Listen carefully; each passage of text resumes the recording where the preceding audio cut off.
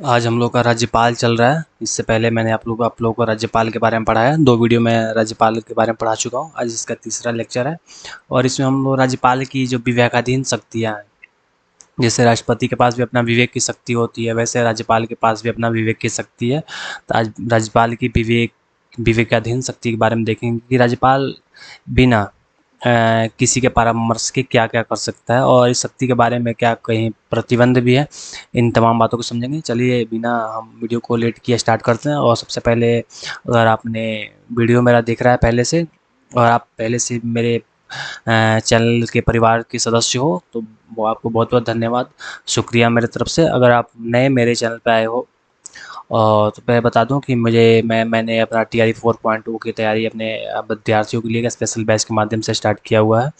मेरा टारगेट है कि यहाँ से जो बच्चे पढ़ रहे हैं वो उनका एक सेट पक्का हो। तो अगर आपने चैनल को सब्सक्राइब नहीं किया तो चैनल को सब्सक्राइब कर दो, वीडियो को लाइक कर दो। चलिए हम लोग वीडियो स्टार्ट करते हैं। देखते हैं राज्यपाल की जो भूमिका है हमारे संविधान में लिखा गया है। तो अनुच्छेद 163 और 163 है, और राज्यपाल की विवेकाधीन शक्ति की बात करता है, जो भारतीय संविधान के भाग 6 में है। राज्यपाल की विवेकाधीन शक्ति का मतलब है कि राज्यपाल क्या कर सकता है।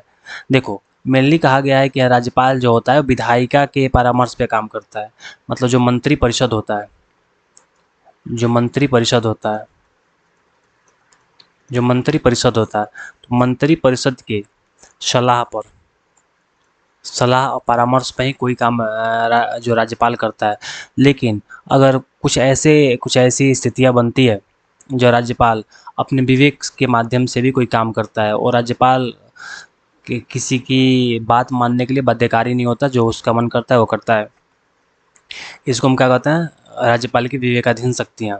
तो कौन सी ऐसी स्थिति है जब राज्यपाल ऐसा काम करता है, जैसे मान लो कि मुख्यमंत्री की नियुक्ति करना है। मान लो ऐसी स्थिति है जब कोई भी पार्टी स्पष्ट बहुमत में नहीं है, तो यहाँ पे भी कोई भी पार्टी स्पष्ट बहुमत में नहीं है और मुख्यमंत्री की नियुक्ति करना है, गठबंधन की सरकार है, तो वहाँ पे कौन कौन काम करता है, राज्यपाल अपने विवेक की शक्ति का इस्तेमाल करता है। मान लो कि किसी राज्य में राज्य में की जो विधायिका नहीं है, वहाँ पे कोई राज्य सरकार नहीं है, और वहाँ पे ऐसी स्थिति बनी हुई है कि राज्य को संभालना बहुत ज़रूरी है, तो वहाँ पे अनुच्छेद 356 के तहत राष्ट्रपति शासन लागू होता है।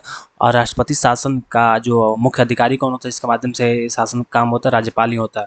जैसे मान लो कोई विधेयक है और राज्यपाल को लग रहा है कि नहीं, विधेयक जो देश के लिए खतरा है या देश हमारे समाज के लिए खतरा है, तो राष्ट्रपति के पास भेज सकता है, इसको रोक सकता है। या विधानसभा भंग करना हो, विश्वास मत पास कराना हो, आप लाइए विश्वास मत दिखाइए, तमाम शक्तियाँ हैं। आप लोग पहले से को हल्का जानते हो, मैं हल्का सा ब्रीफ कर रहा हूँ, थोड़ा सा आपको याद दिला दूँ, बता दूँ कि राज्यपाल के बारे में जो शक्ति है। कुछ मामला है, आप कुछ ऐसे कुछ केसेस हैं जिसके बारे में राज्यपाल के बारे में पढ़े, जो बहुत ज़रूरी है। उतना भी स्पष्ट नहीं है कि यहाँ से आप लोगों को क्वेश्चन बने, लेकिन जो बहुत इंपॉर्टेंट है, SR बम्बई केस जो राज्यपाल से जुड़ा हुआ है।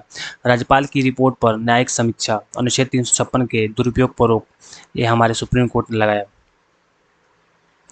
देखिए, BPSC में लगातार इससे क्वेश्चन पूछे जाता है, वहीं मैं लिख रखा हूँ।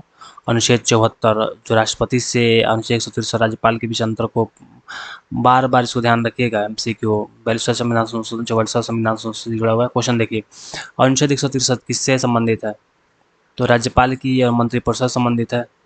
राज्यपाल की विवेकाधीन शक्ति किस में निहित है, कुछ विशेष मामलों, SR मुंबई केस किससे संबंधित है, अनुच्छेद 356, राज्यपाल की शासन। ठीक है, ये सब ध्यान रखना आप लोग। जो वही है, कुछ महत्वपूर्ण बिंदु है जिसमें इसमें टिक मार दिया हूँ। विवेकाधीन, अंतिम निर्णय, न्यायिक समीक्षा, कीवर्ड को विशेष ध्यान रखना, इसके माध्यम से परीक्षा जो एग्जामिनर होता है खेलता है। तो राज्यपाल से जुड़ा हुआ जो महत्वपूर्ण था, अनुच्छेद 163 में बता चुका हूँ। फिर मैं नेक्स्ट वीडियो में, अब इसके बाद अगर हम लोग को पढ़ना होगा तो हम लोग स्टार्ट करेंगे अनुच्छेद 124, जिसमें क्या गया हमारे न्यायालय के बारे में, जो जुडिशरी सिस्टम है इसके बारे में हम लोग पढ़ेंगे, समझेंगे कि न्यायालय के बारे में क्या। अभी तक हम लोगों ने संघ पढ़ लिया, राज्य के बारे में, राज्यपाल वगैरह सभी पढ़ लिया, सब कुछ देख लिया राज्य के बारे में। अब धीरे धीरे मोस्ट इम्पोर्टेंट टॉपिक है जो भी BPSC TRE 4.0 के लिए महत्वपूर्ण है, उसको हम लोग कवर कर रहे हैं। और देखिए आपको लगता होगा कि सर बहुत ही जल्दी जल्दी इसको खींच रहे हैं, खींच नहीं रहा हूँ, जितना ज़रूरत है उतना बता रहा हूँ। जहाँ मुझे लगता है कि विस्तार से बताना चाहिए वहाँ विस्तार से बताता हूँ, जहाँ लगता है कि नहीं कि शॉर्ट्स में काम चल जाएगा, सिर्फ आपको याद करवाना है, सिर्फ आपको बताना है जहाँ से क्वेश्चन ऐसे बनता है वहाँ मैं वो वैसे ही करता हूँ, क्योंकि आपको पास कराना, मुझे ज्ञानी नहीं बनाना है। आपको ज्ञानी बनाकर मैं क्या करूँगा, बस मुझे है कि आप एक सीट निकाल लो, पास कर जाओ, बस उतना ही चाहिए। ठीक है, मिलते हैं नेक्स्ट वीडियो में, बहुत बहुत धन्यवाद।